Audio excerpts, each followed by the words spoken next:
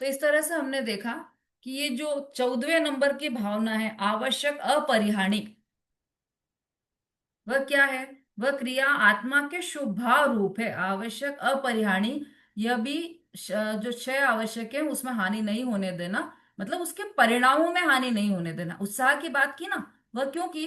क्योंकि परिणाम उत्साह पूर्वक रहे शरीर में, तो चाहे जो हो, भले ही वो ज्ञानी जीव है ना, मुनिराज है जैसे, तो मुनिराज भी अस्वस्थ हो गए और वो नहीं कर पा रहे हैं छठ आवश्यक, तो उनके जीवन में छठ आवश्यक है या नहीं है? कि भले ही वो शरीर से नहीं कर पा रहे हैं, लेकिन परिणाम तो उनके हैं, छठ आवश्यक करते हैं वो, तो वो परिणाम से ही पूरा, परिणाम से ही बंध है, परिणाम से ही मोक्ष है। तो परिणाम का ही फल लगता है, और क्योंकि परिणाम के अतिरिक्त तो और कुछ कर भी नहीं सकते हम, है ना। शरीर की क्रियाएं तो जड़ की क्रिया है, वह हम नहीं कर सकते।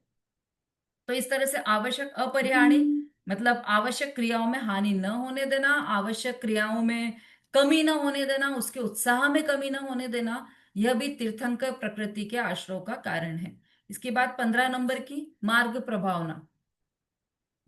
अनीता जी दीदी मैं सुनाऊं? बोलिए। दीदी, दीदी जय जिनेन्द्र। मार्ग प्रभावना सम्यक ज्ञान के महात्म्य के द्वारा, इच्छा निरोध रूप सम्यक तप के द्वारा तथा जिन पूजा इत्यादि के द्वारा धर्म को प्रकाशित करना, सो मार्ग प्रभावना है।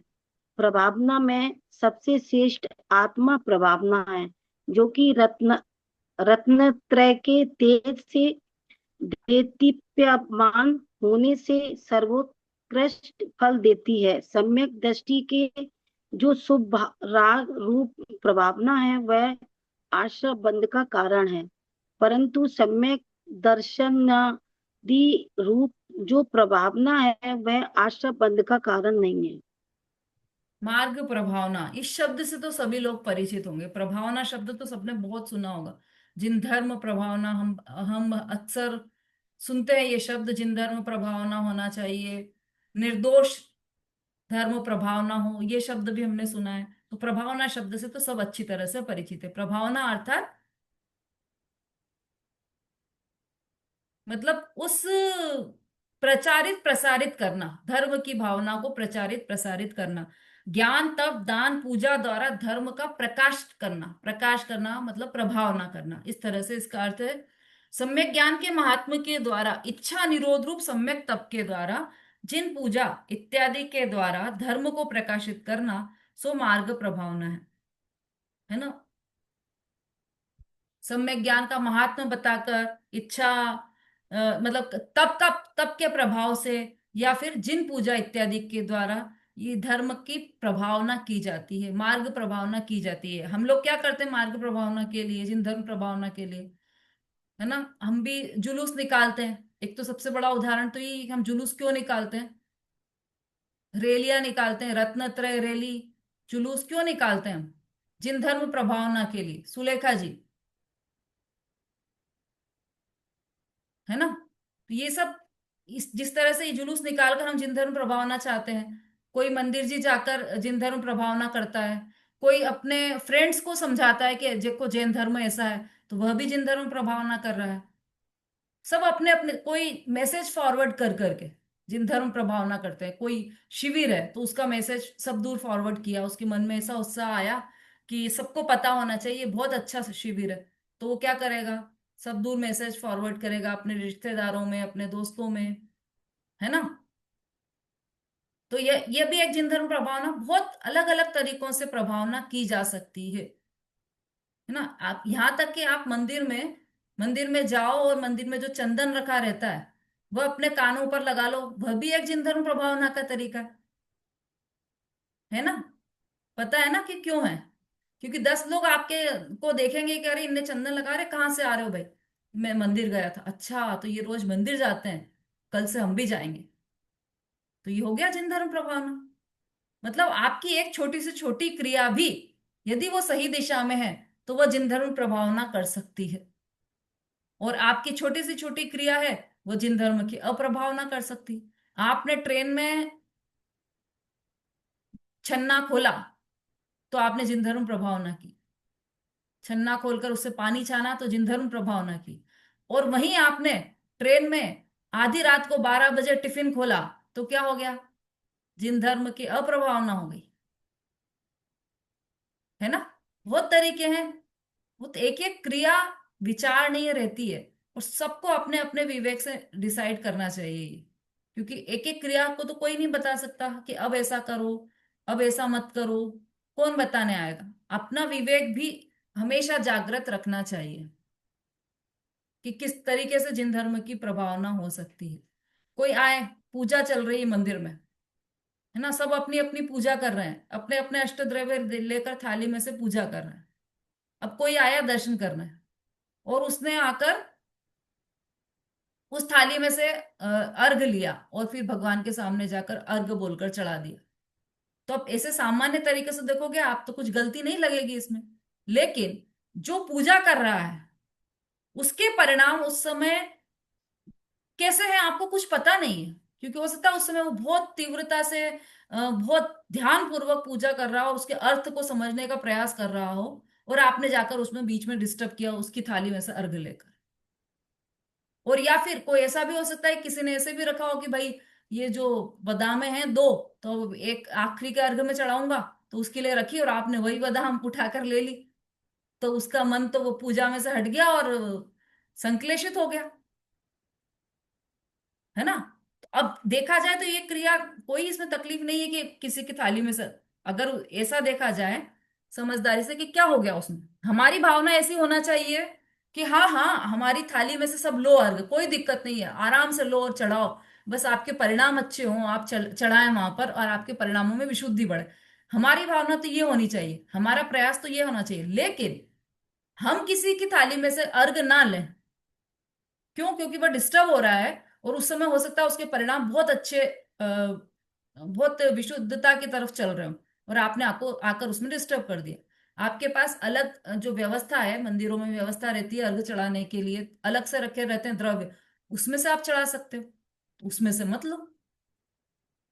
मतलब आप द्रव्य लेने वाले की तरफ से देखोगे तो ऐसा सोचोगे, और द्रव्य जिसकी थाली में रखा, जिसकी थाली में से लिया जा रहा है, उसकी दृष्टिकोण से देखोगे तो कोई बात नहीं। यदि आप उस स्थान पर हो तो आपको ऐसा विचार करना पड़ेगा कि पूरी दुनिया भी आकर मेरी थाली का एक एक कण कण भी ले ले, चावल का एक एक कण भी ले ले, तो कोई दिक्कत नहीं है मुझे, तब ऐसा विचार रखना पड़ेगा। लेकिन जब आप अर्घ चढ़ाने दर्शन करने जा रहे हो, तब ऐसा विचार रखना पड़ेगा कि मेरे कारण किसी को डिस्टरबेंस ना,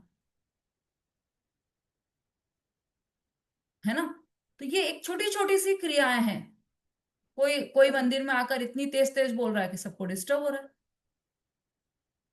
और कोई आकर ऐसा मन मन में बोल रहा है कि खुद को ही नहीं समझ में आ रहा है कि उसका उपयोग कहाँ कहाँ जा रहा है। तो ये जो बैलेंस बनाना है, वो अपने विवेक के अनुसार बैलेंस बनाना पड़ेगा। ऐसा भी नहीं कि कोई दीदी ने मना किया था जोर जोर से बोलने का तो हम जोर से नहीं बोलेंगे, और ऐसा भी नहीं कि पाठशाला में ऐसा मना किया था कि मन मन में बोलने का तो हम जोर जोर से बोलेंगे।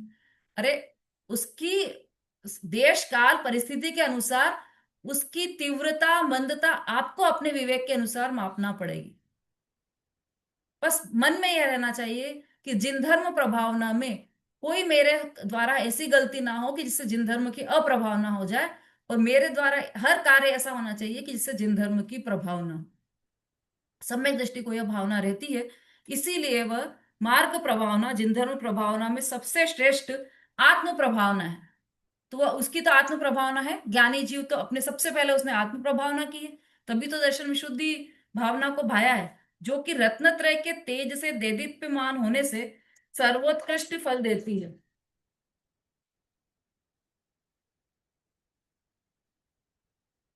सम्यक दृष्टि के जो शुभराग रूप प्रभावना है, ये तो देखो दोनों प्रभावनाएं फल देती है। कैसे, निश्चय प्रभावना भी और व्यवहार प्रभावना भी। निश्चय प्रभावना अर्थात रत्नत्रय देना, अपनी आत्मा को रत्नत्रय का दान देना, अपनी आत्मा को रत्नत्रय से प्रभावित करना, रत्नत्रय के तेज से देदीप्यमान होना, ये निश्चय प्रभावना है। और इसका फल क्या है, सर्वोत्कृष्ट फल तो इसी का है, मोक्ष रूपी फल इसी इसी रत्नत्रय से मिलने वाला है, इसी प्रभावना से मिलने वाला है। और जो व्यवहार प्रभावना है, शुभ राग रूप प्रभावना है, उससे क्या होगा, उससे आश्रय होगा। और उत्कृष्ट उत्कृष्ट तरीके से प्रभावना करेगा यदि जीव, सर्वोत्कृष्ट तरीके से प्रभावना करेगा, तो उसके तीर्थंकर प्रकृति का आश्रय होगा। है ना। अब इसमें वही बात लगा लेना कि इसमें जो सम्यक दर्शन है वह बंध का कारण नहीं है, आश्रव का कारण नहीं है, लेकिन उसके साथ चलने वाला जो शुभ राग है वह आश्रव का कारण है। अब ये किसके होता है, ये वाला मार्ग प्रभावना। चलो मैं बीच में ही प्रश्न पूछ लेती हूँ आपसे, किसके होती है ये मार्ग प्रभावना, कौन बताएगा। ये जो 16 कारण भावना है किसके होती है, चलो सभी का बता दो, सारी 16 कारण भावना किसके होती है, नमिता जी। जय जैन दीदी। दीदी जिसके तीर्थंकर प्रकृति का बंध हो उसके होती। हम्म। चलिए और भी कोई बताना चाहता है क्या, आरती जी बोलिए।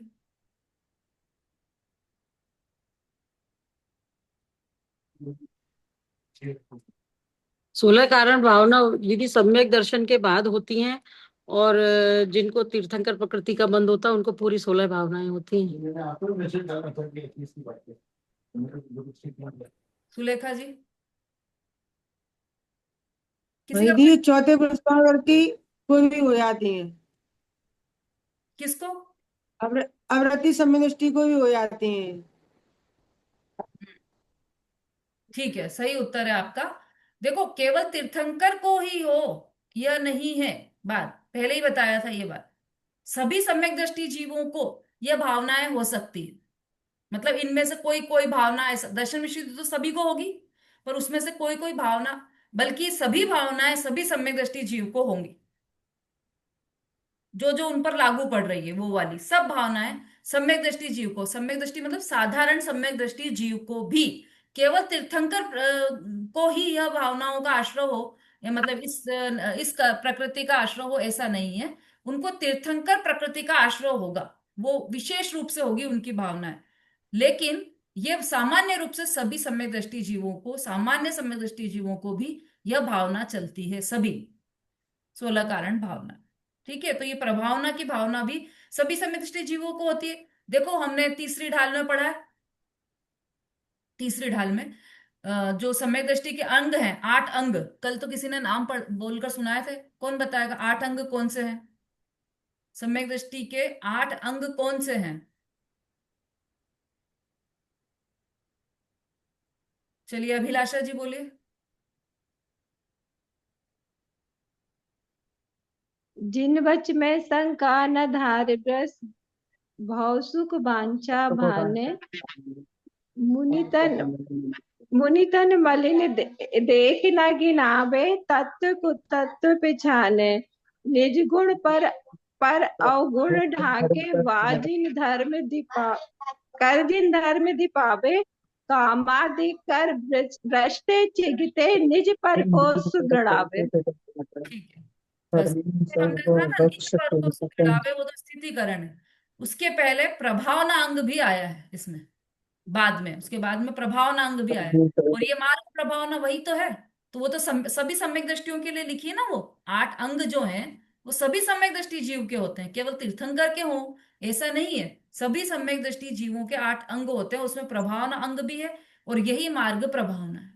ये कुछ और विशेष तरीके से, मतलब ये इसी भावना में कुछ और विशेषता होती है, तो ये मार्ग प्रभावना कहलाती है, और ये इससे तीर्थंकर प्रकृति का आश्रय होता है। हाँ, अब अंतिम प्रवचन वात्सल्य। जल्दी से पढ़िए सरिता जी। दीदी इसमें जैसे लिखा है सम्यक दृष्टि के जो शुभ भाव रूप प्रभावना है वह आश्रय बंध का कारण है, परंतु सम्यक दर्शनादि रूप जो प्रभावना है वह आश्रय बंध का कारण नहीं है।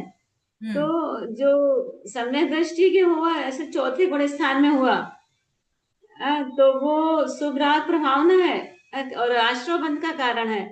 परंतु जो सम्यक दर्शनादि जो रूप जो प्रभावना है, तो इसका क्या अर्थ हुआ दीदी। देखो एक दिन क्लास में नहीं आओ ना, बहुत लॉस हो जाता है, उसके कारण वापस पूरा समझाना पड़ता है। कल भी ये बात बताई थी, आज भी ये बात बताई है कि हर भावना दो दो प्रकार की बताई, यहाँ पर निश्चय भावना और व्यवहार भावना। अभी हाल बताया सम्यक दर्शन की प्रभावना निश्चय प्रभावना और व्यवहार प्रभावना। निश्चय प्रभावना में लिया है रत्नत्रय रूप प्रभावना, तो वो उस प्रभावना से, निश्चय प्रभावना से आश्रव बंद नहीं होगा। लेकिन बाहर में जो प्रभावना कर रहा है, वो व्यवहार जो प्रभावना है, उसके कारण तीर्थंकर प्रकृति का आश्रव होगा, तीर्थंकर प्रकृति का बंध हो। बस इतना ही लगाना, ठीक है। पढ़िए जल्दी से, इसको पढ़ूं दीदी क्या? आगे पढ़ूं क्या? जल्दी। प्रवचन वात्सल्य। साधर्मियों के प्रति प्रीति रखना सो वात्सल्य है। वात्सल्य और भक्ति में यह अंतर है कि वात्सल्य तो छोटे बड़े सभी साधर्मियों के प्रति होता है, और भक्ति अपने से जो बड़ा हो उसके प्रति होती है। श्रुत और श्रुत के धारण करने वाले, श्रुत और श्रुत के धारण करने वाले दोनों के प्रति वात्सल्य रखना सो प्रवचन वात्सल्य है। यह शुभराग रूप भाव है जो आश्रव बंध का कारण है। देखो कितना अच्छा एक एक चीज क्लियर की है इसमें। प्रवचन वात्सल्य, अब वात्सल्य साधर्मियों के प्रति प्रीति रखना, वो भी हमने 8 अंग में पढ़ा था। वात्सल्य नाम का अंग, धर्मी सो गो वत्स प्रीति सम, ये वाली इसमें लाइन। गाय और गाय का, गाय के बछड़े के प्रति निस्वार्थ प्रेम रहता है, वैसे ही साधर्मियों के प्रति वात्सल्य होना वह वात्सल्य है, प्रवचन वात्सल्य है। अब वात्सल्य और भक्ति में क्या अंतर है? कि भक्ति बता तो दिया आपने पहले ही, अरंत भक्ति, आचार्य भक्ति, बहुश्रुत भक्ति, प्रवचन भक्ति, ये सब आ तो गया, यही तो वात्सल्य है कि नहीं? उसमें अंतर है। भक्ति बड़ों के प्रति होती है और वात्सल्य सभी समान जीवों के प्रति होती है। वात्सल्य तो छोटे बड़े सभी साधर्मियों के प्रति होता है। बड़े भी साधर्मी होंगे तब भी उनके प्रति वात्सल्य है, छोटे भी हैं। मंदिर में जाते हैं ना हम, तो दादाजी से क्षमा भाव किससे करते हैं हम? जो दादाजी हैं उनसे भी क्षमा भाव, जो छोटे बच्चे हैं उनसे भी क्षमा भाव। क्यों? क्योंकि सब साधर्मी है, तो सब साधर्मियों के प्रति क्षमा भाव रखते हैं। लेकिन जो बड़े दादाजी हैं उनकी कभी कभी पूजा तो कर लेते होंगे हम, हाँ? अष्ट द्रव्य से, कभी बिना अष्ट द्रव्य के ऐसे पूजा करते हैं कि नहीं? जो मंदिर में दादाजी आते हैं उनके, कि उनकी पूजा नहीं करते हम। पूजा किसकी करते हैं? अरहंत की, आचार्य की, उपाध्याय की, जिनवाणी की, इनकी पूजा करते हैं। क्यों? क्योंकि ये पद में बड़े हैं, इसलिए इनकी पूजा करते हैं। और साधर्मियों के प्रति वात्सल्य का भाव होता है। श्रुत और श्रुत के धारण करने वाले दोनों के प्रति वात्सल्य रखना सो प्रवचन वात्सल्य है। जिनवाणी के प्रति भी वात्सल्य रखना वो प्रवचन वात्सल्य है। और श्रुत के धारण करने वाले ऐसे जो साधर्म्य जीव हैं उनके प्रति भी वात्सल्य रखना वो प्रवचन वात्सल्य है। यह शुभ राग रूप भाव है सो आश्रव बंध का कारण है। बार बार ठोक ठोक कर एक ही बात कह रहे हैं कि यह आश्रव का कारण क्यों है? क्यों? क्योंकि यह शुभ राग है, इसलिए यह आश्रव का कारण है। बार बार क्लियर कर रहे हैं इस बात को, है ना? तो उसको ध्यान में रखना। चलिए अभी आगे का पढ़ना है, इसे तो समय हो गया है। ये लोग आइए, आप लोग घर पर पढ़ लोगे?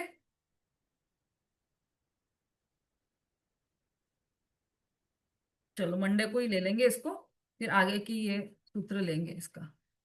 मतलब नेक्स्ट वीक आपका ये अध्याय कंप्लीट हो जाएगा, 4 दिन में ये अध्याय कंप्लीट होने वाला है। क्योंकि इसके बाद तो सिर्फ गोत्र कर्म और अंतिम अंतराय कर्म, बस 3 ही सूत्र बचते हैं। तो वो आपके इस 4 दिनों में हो जाएंगे। और उसके बाद गोष्ठी रहेगी आपकी, और उसके बाद एग्जाम रहेगा आपका।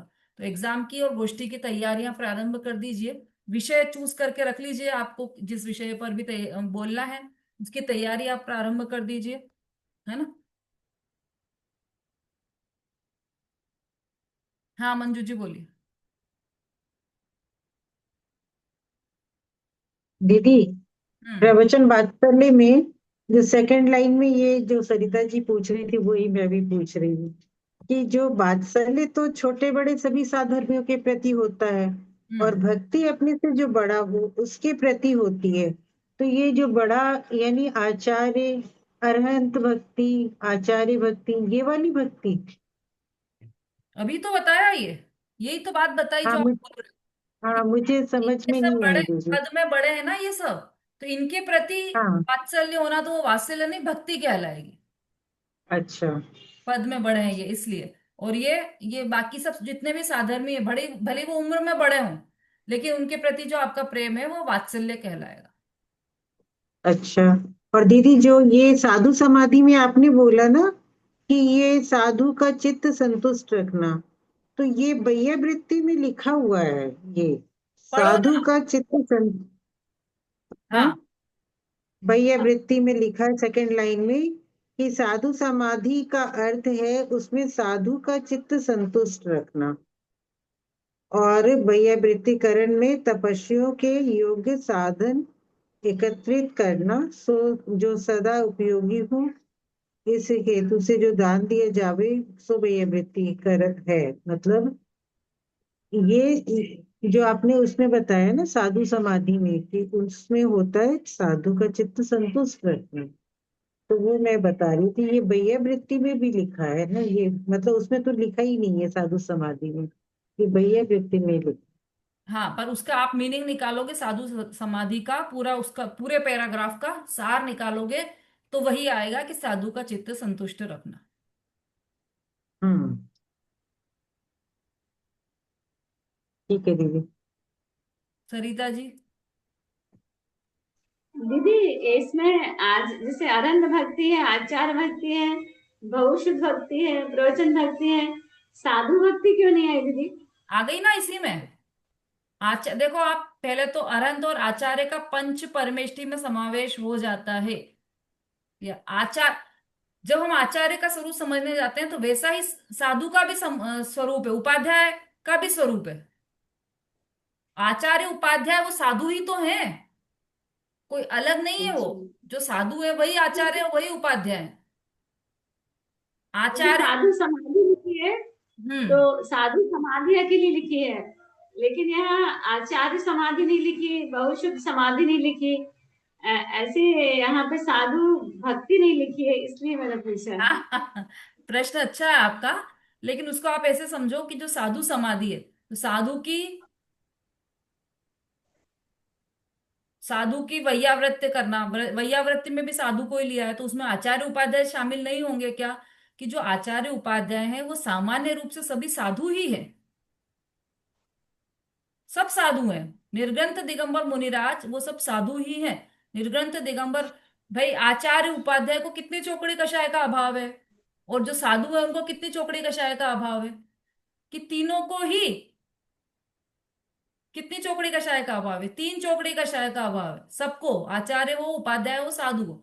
फर्क बस इतना है कि जो आचार्य है, जो उपाध्याय है, वो पठन पाठन मतलब संघ में पढ़ाते हैं, उनका क्षयोक्षम ज्ञान थोड़ा तेज है, तो वो सबको पढ़ाते हैं। और आचार्य जो है वो संघ का संचालन करते हैं, कि कौन से मुनिराज कहाँ जाएंगे, क्या करेंगे, ऐसा बस। ये ऊपरी ऊपरी अंतर है। अंतरंग में तो तीनों ही साधु ही हैं। अंतरंग में क्या, बहिरंग में भी तीनों ही साधु ही हैं। तो साधु समाधि में सब शामिल हो गए। ऐसा नहीं करेंगे वो कि हमको भैया साधु समाधि बोला है तो उसमें आचार्य उपाध्याय का नहीं बोला है, वैयावृत्य बोला है साधु की बोलिए, तो हम आचार्य की क्यों करें, हम उपाध्याय की क्यों करें? ऐसा नहीं है, वो सब साधु में ही शामिल है। इसी तरह से और अरहंत और आचार्य का पंच परमेष्टि में समावेश हो जाता है। अब यहाँ पर अरहंत, आचार्य, उपाध्याय और प्रवचन भक्ति 4 चीजें दी है। देखो अब ऐसे तो है ना, चित्तारी मंगलम पाठ है। चत्तारी मंगलम में क्या है? अरहंता मंगलम, सिद्धा मंगलम, साहू मंगलम, केवली पणत, तो धम्मो मंगलम। अब आचार्य उपाध्याय कहाँ गए उसमें से? तो वो साधु में शामिल होता है। आचार्य उपाध्याय और साधु सब एक ही बात है, अलग अलग बातें नहीं है। ठीक है। दीदी मार्ग प्रभावना का लास्ट लाइन मुझे एक बार और समझना है दीदी। कल तो क्लास नहीं है आपकी। जी दीदी कल क्लास नहीं है। अब इसमें क्या हो गया, लास्ट लाइन में बताइए।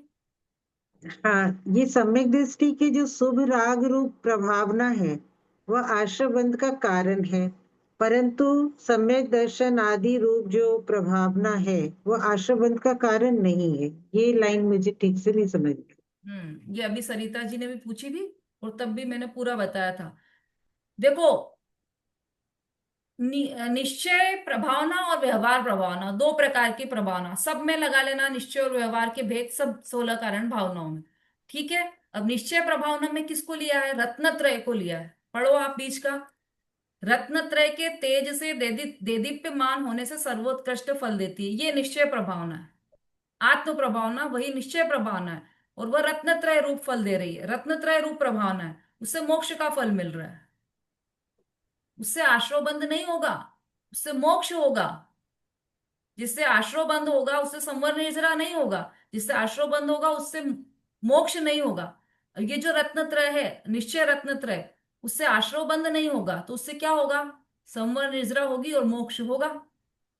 ठीक है, रत्नत्रय रूप प्रभावना से। परंतु सम्यक दर्शनाधिक रूप जो प्रभावना है, जिस प्रभावना की बात की ना ऊपर, सम्यक ज्ञान के महात्मा के द्वारा, इच्छा निरोध के द्वारा, सम्यक तप के द्वारा, जिनेन्द्र पूजा इत्यादि करके जो प्रभावना की इतनी सारी बात की ना हमने, अभी बताया था ना, कान में केसर भी लगा के आ जाए तो उसे वो जिन धर्म प्रभावना करता हाँ। है ना। तो ये सब व्यवहार प्रभावना है। इससे ये शुभ राग है। व्यवहार प्रभावना क्यों है? क्योंकि ये जिन धर्म के प्रति प्रेम है, इस ये शुभ भाव है। ये जो राग है ना, ये शुभ भाव है, अच्छा राग है, इसलिए शुभ भाव है। इस शुभ भाव से क्या होगा? हाँ। आश्रव बंद होगा। और किसका आश्रव बंद होगा? यदि ये खूब उत्कृष्ट रूप से भावना होगी कि पूरा जो तीन लोक है, उस तीन लोकों में जितने भी जीव हैं, चाहे वो तिर्यंच हो, चाहे मनुष्य हो, चाहे नारकी हो, चाहे देव हो, कोई भी गति के जीव हो, सब गति के जीव सुख को प्राप्त करें, सब गति के जीवों के पास जिन धर्म पहुंचे, सब गति के जीव जिन धर्म को समझे, सब गति के जीव सात तत्वों की श्रद्धा करें, सब गति के जीव छह द्रव्य को पहचाने। इस तरह से जो विस्तृत रूप से भावना होती है, पूरे जन कल्याण की, पूरे विश्व के कल्याण की जिनकी भावना होती है, तो ये जो शुभ राग है वह तीर्थंकर प्रकृति के आश्रव का कारण है। आश्रव अर्थात बंध। तीर्थंकर प्रकृति का बंध भी होगा, उससे आश्रव भी होगा। लेकिन रत्नत्रय से न आश्रव होगा न बंध होगा, पर वह भी प्रभावना है। दोनों ही प्रभावना है। ठीक है दीदी, समझ गई मैं। हम्म। कुंद प्रभा जी बोली। हाँ दीदी, ये थोड़ा सा क्लियर करना है। प्रवचन बात्सल्य में जो भक्ति और बात्सल्य है ना, तो बात्सल्य तो समझ में आता है, इसमें ये लिखा है ना कि और भक्ति अपने से जो बड़ा हो उसके प्रति। तो अपने से बड़ा मीन्स दीदी, भक्ति माने तो गुणानुवाद है ना। देखो, भक्ति गुणानुवाद तो वचनों में हुआ ना, अंदर में क्या चल रहा है? जब भक्ति आप गुणानुवाद कर रहे हो, मुंह से बोल रहे हो, तब अंदर में क्या चल रहा है? तो भक्ति के परिणाम भी चलते हैं ना, उन परिणामों की बात है यहाँ पर। भक्ति के जो दीदी परिणाम है, भक्ति तो अपन है ना, भक्ति तो अपने से बड़ों की मीन्स जिनमें जो गुण प्रकट हुए उनकी तो करेंगे ना। इसीलिए तो बोला। मेरा थोड़ा। भाई आज आप लोगों का पता नहीं ध्यान किधर है, एक एक बात मुझे छह छह बार रिपीट करना पड़ रही है। भक्ति मतलब जो अपने से बड़े, मतलब जिनका पद बड़ा हो अपने से। पूरा उदाहरण दिया उसके लिए कि जो दादाजी आपके मंदिर में दिखते हैं, आप उनकी भक्ति नहीं करते, उनकी आप पूजा नहीं करते। क्यों नहीं करते? क्योंकि वह पद में बड़े नहीं है, वो बड़े हैं। आपके लिए वह साधर्मी है, और उनसे साधर्मी वात्सल्य आप कर सकते हैं, है ना, उनकी हाँ पूजा। दीदी, मेरा वही वही आशय है ना, जो गुणों में बड़े हैं उनकी उनकी भक्ति करना। हाँ, यही। यही ना। हाँ, बस दीदी, थोड़ा यही क्लियर करना था। चलिए मनी जी।